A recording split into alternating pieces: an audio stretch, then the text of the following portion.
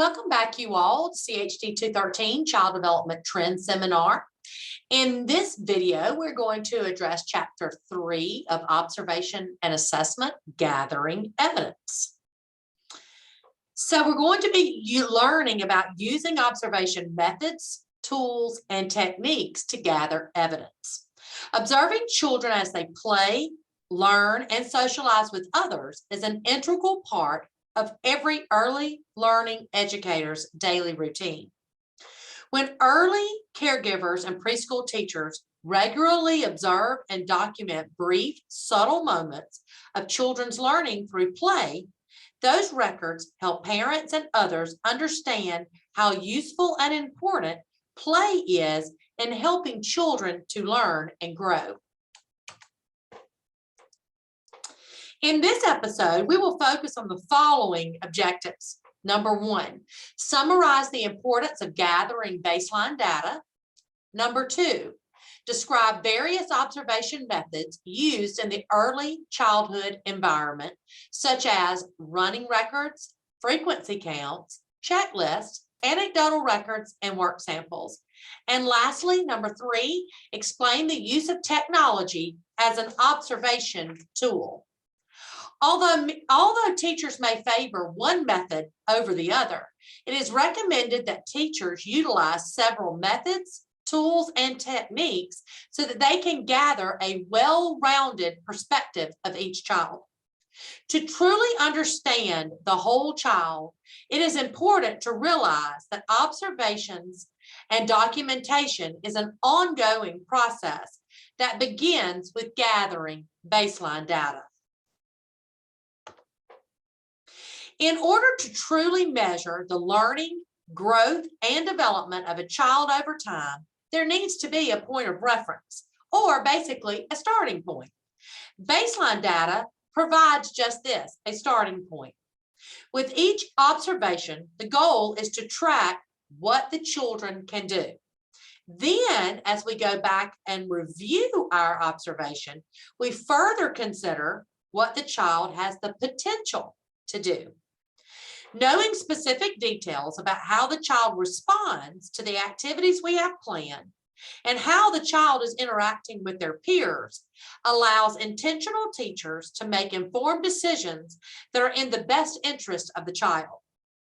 Baseline data allows us to create individualized activities and enriched learning opportunities, as well as set up engaging environments where each child can feel empowered, challenged, and well cared for.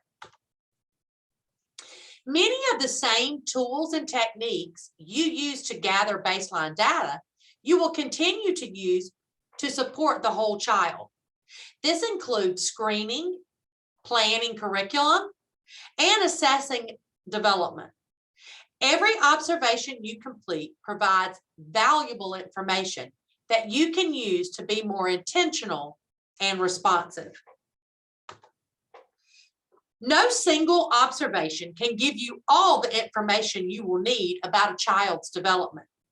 In order to truly understand a child's unique attributes, preferences, personality, and strengths, you must observe them consistently using several documentation tools and techniques. Each observation method has strengths and limitations. We will review some of the more commonly used techniques and tools that teachers use to gather objective observation evidence, such as running records, checklists, frequency counts, anecdotal records, and work samples. Running records are considered by some as an informal method of observation because evidence is gathered in a more spontaneous or informal manner as it occurs. The primary goal for using a running record is to obtain a detailed, objective account of behavior without inference, interpretations, or evaluations. The goal with a running record is to write down everything you see or hear exactly as it occurs without adding any comments or attaching any opinions. Be as descriptive as possible and yet be as concise as possible. When conducting a running record, you need to be out of ratio. You are to step back and observe from a distance. Do not interfere with the child's natural play. Do not ask questions and do not run after them. Be as invisible as possible. As you collect rich, detailed data throughout the school year, you will begin to recognize patterns of development, and you will see each child's unique attributes, personalities, and abilities as they emerge.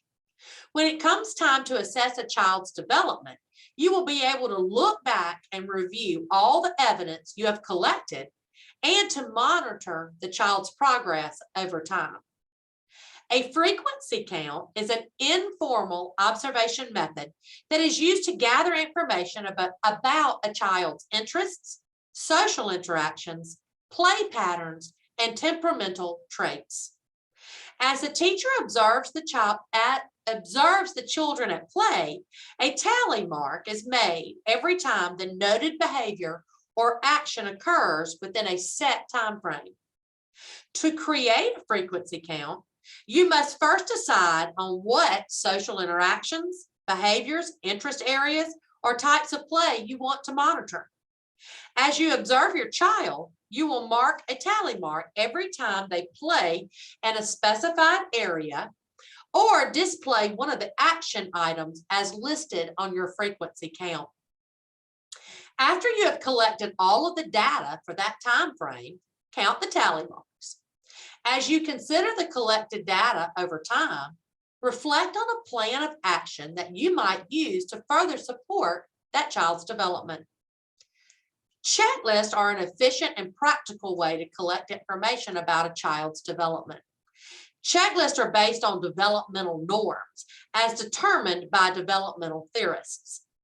With each age range, there are certain expectations and skills that a child should be able to achieve.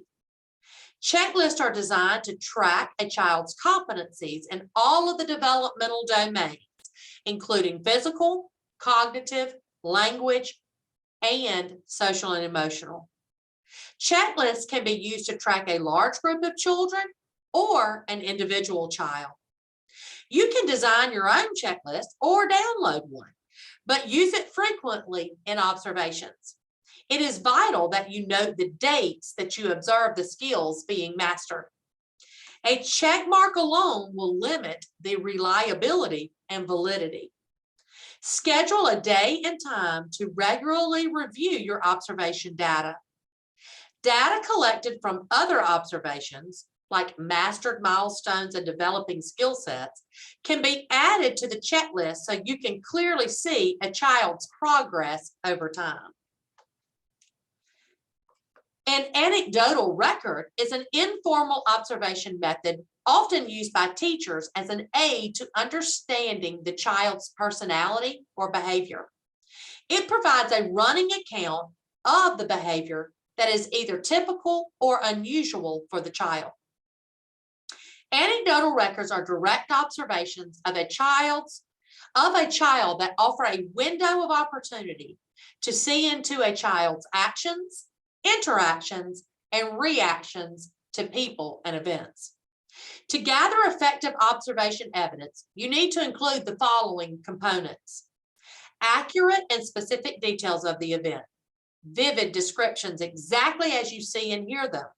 Do not summarize, assume, or make judgments. Number two, the context, setting, and situation that surrounds the event, the who, what, where, when, and why. Number three, objective facts about the child's behavior and interactions. Report those actions and those conversations. And number four, write records in past tense. Once you have completed the anecdotal record, you will take a moment to interpret your data. You will look for patterns and you will note whether the data reflects typical or unusual behavior for that child. To measure a child's developmental progress, you will look for their strengths and their needs. The notes that you take can help you generate developmentally appropriate lesson plan activities and interactions. A work sample is a tangible piece of evidence that showcases a child's effort, progress, and achievement. Work samples are authentic artifacts that provide information about the child's learning experience. Work samples can be gathered throughout the school year. Typically, you would collect a variety of samples that highlight the child's overall development in each of the developmental areas. When you collect a work sample, you must add documentation. Not only will documentation help families recognize the value of play, it enforces the concept that every activity is an opportunity to learn. Work samples should be organized in a chronological manner to showcase progress over time. Be sure to store work samples in a safe place like a file folder or a portfolio, or possibly electronically in a computer file. Finding ways to utilize technology into regular routines can make collecting observation evidence much more effective and efficient for busy teachers. Photographs, video, and audio recordings can authentically capture children's explorations, investigations, play, and learning experiences in the actual moment. There are numerous ways to incorporate technology into your classroom. It is important to keep in mind that each early care and education program would have their own protocol, policies, and procedures regarding the use of technology to document children's learning, growth, and development. So be sure to verify what you can and cannot do. Observation data can be conveniently stored on a computer, and each child can have their own digital portfolio or file folder. For every child, you would include photos of them at play, photos of their work samples, and any audio recordings or video clips that you may have collected. So now let's review what we've learned. An intentional teacher is skilled and is a thoughtful observer. With each observation, whether it's a running record, anecdotal note, video recording, checklist, frequency count, or work sample, they are watching and listening and considering, what do I know about this child and how can I best support this child? As teachers gather and organize their observation data, they begin to see each child for who they are as an individual and as a member of the classroom community. With that information, intentional teachers can set realistic expectations of what children can do. Ideally, teachers will utilize the documented data to develop developmentally appropriate activities and to create an interesting and stimulating learning environment that is designed to promote play, socialization, and growth and development. So that wraps us up for Chapter 3. You can learn more about this topic by reviewing the resources posted in your Blackboard course. And as always, if you have any questions, please contact me and I'll be happy to answer them. Thanks for joining me for Chapter 3 as we learned all about using observation methods, tools, and techniques to gather evidence. See you next time.